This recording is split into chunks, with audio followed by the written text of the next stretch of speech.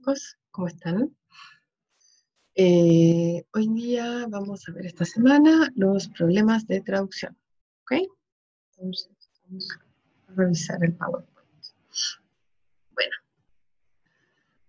primero vamos a ir viendo problemas de traducción que podemos encontrarlos en el texto fuente, ¿ok? Estos problemas los podemos resolver de distintas maneras. Puede ser con una estrategia de traducción, como también puede ser con una técnica de traducción. Si se resuelven bien, constituyen un acierto de traducción. Si se resuelven mal, un error de traducción. ¿Sí? ¿Qué diferencia hay entre un problema y una dificultad? Una dificultad es subjetiva, es individual y se supera con herramientas adecuadas, o sea, es propio de cada autor. Un problema es intersubjetivo y general y se resuelve mediante procedimientos traslativos que forman parte de la competencia traductora, o sea, viendo las técnicas de traducción. Bueno, las dificultades pueden ser textuales, propias del texto. Competencias, por ejemplo, que yo no haya técnicas que no maneje. Profesionales, que el ambiente no sea el adecuado, que me falten cosas, o técnicas, como por ejemplo mala conexión a internet, falta de diccionarios, etc. Dificultades textuales, vamos viendo. Hay textos que son más difíciles de entender o procesar que otros, debido a, primero, la complejidad del léxico. Si tiene una gran cantidad de términos técnicos, neologismos, palabras compuestas o complejas. También la complejidad de la sintaxis, porque tiene gran cantidad de estructuras nominales, gerundios, oraciones complicadas, o elementos no verbales, tags, marcas. También puede tener defectos, incoherencias o errores propios del texto original, ¿ok? Palabras mal escritas, etc. O una mala calidad de reproducción del texto. Bueno, eso ahora es menos común ese error, ese problema. Antes, cuando nos enviaban por fax la traducción o era una hoja impresa y no se veía bien, era así. Pero ahora con la tecnología todo nos llega por mail, ¿verdad? Bueno, dificultades competenciales. Otro tipo de dificultad radica en la persona que traduce. Por ejemplo, si no domino bien la lengua, el inglés o el español, si no conozco la cultura de donde proviene el texto, o la cultura a la que va dirigida el texto, cuando falta vocabulario o no se conocen las convenciones del tipo de texto, cuando faltan conocimientos de un tema o de terminología específica. Y puede ser también porque la competencia traslativa no es todavía adecuada para la tarea en cuestión, etc. ¿Okay?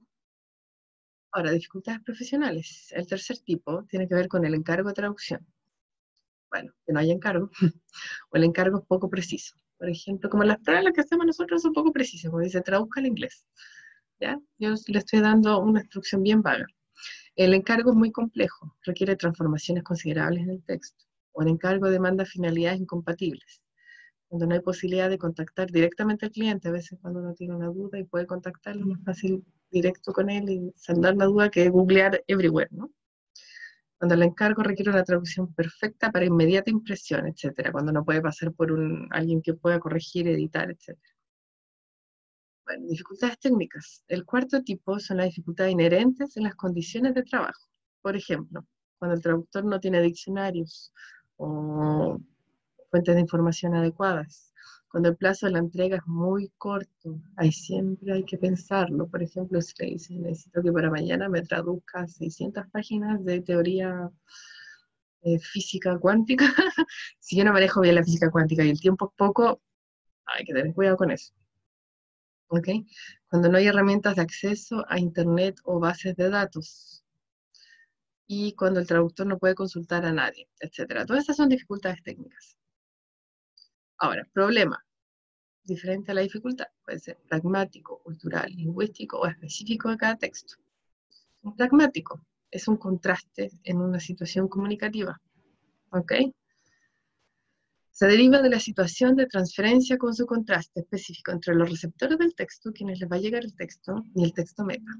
El medio de los textos base y meta, ¿ok? El motivo de producción de los textos y las diferencias de función. Un ejemplo, el nivel de conocimiento de los lectores. No es lo mismo, hay que identificar para quién va el texto, porque puede ser un texto divulgativo que es para, por ejemplo, un flyer que se reparte fuera un consultorio, que está hablando del virus de la influenza, ¿ok? No es lo mismo el flyer que se le entrega a la persona que va al consultorio, es algo divulgativo, a que sea un paper investigativo, que es para divulgación científica. Eso ya puede venir de una tesis y los receptores son las personas que lo van a, son científicos o doctores, que es otro tipo de nivel, ¿verdad? Bueno, problemas culturales. Se deriva la diferencia entre los hábitos, normas y convenciones verbales o no verbales específicas de una cultura. Por ejemplo, las convenciones de género, las convenciones generales de estilo, las de medida, pero acuérdense, lo típico en Estados Unidos, las miles, las inches, los grados Fahrenheit, todo eso. La decisión por o en contra de adaptar las convenciones de comportamiento no depende exclusivamente del tipo y la forma de traducción, sino también las convenciones de traducción que se han establecido en la cultura meta. Como les decía, los ejemplos de unidades. Si el texto es para Chile, yo no lo voy a poner la altura en pies, ¿verdad? Ni grados en Fahrenheit, en Celsius. ¿Okay? Eso. También con las comidas, con los saludos. Problemas lingüísticos son los contrastes entre lenguas. Resulta la diferencia estructural entre la lengua base y la lengua meta, en cuanto al léxico, en la estructura de las oraciones. Los problemas lingüísticos de traducción solo se dan en determinadas parejas de idiomas, aunque en ambas direcciones, tanto en traducción inversa como directa. ¿Okay? Entonces es menos generalizable que los pragmáticos o culturales. Un ejemplo, los gerundios, los diminutivos, los adjetivos formados con guiones, sucesiones de adjetivos. Problemas específicos del texto, cuando uno se pone creativo, los memes, ¿ok? Ahí vemos, you have got to be kidding me right now. Claro, ahí estamos haciendo un chiste que funciona en inglés, y ahí, para pasarlo al español habría que hacer toda una transformación, ¿verdad? Para que tuviera lógica y fuera divertido. Son los problemas que no pueden ser clasificados en ninguna de las categorías anteriores, porque su ocurrencia en el texto en particular es un caso especial. ¿Okay? La figura estilística, los juegos de palabras, como el anterior, el You Got to Be Kidding Me, los neologismos, las redes de metáforas, etc. Nord denomina este tipo de problemas como problemas de traducción extraordinarios. Creo que la solución no es necesariamente fácil, ¿okay? No podrá ser aplicada para otro problema del mismo tipo. Como les decía, juego de palabras, palabras inventadas, metáforas y rimas.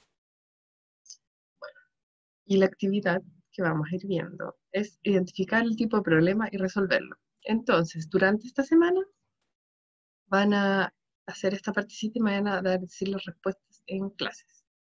¿Ok? Aquí tenemos dos problemas. I got the moves like Jaguar. This argument is becoming unbearable. Después tenemos otro. Louis overcomes difficulties easily. He's level-headed. 5 stop, go to hell. State should be stable, wide enough, and provide protective densibility.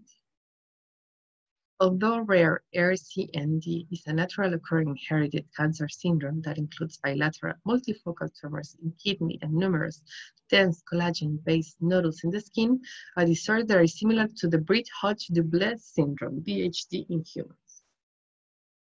¿Sí? Entonces, eso es para esta semana. Se les dejo esta pequeña tareita para que vayan pensando y en clase vamos a ir revisando cuáles son la lógica y sus respuestas a eso. ¿Ok?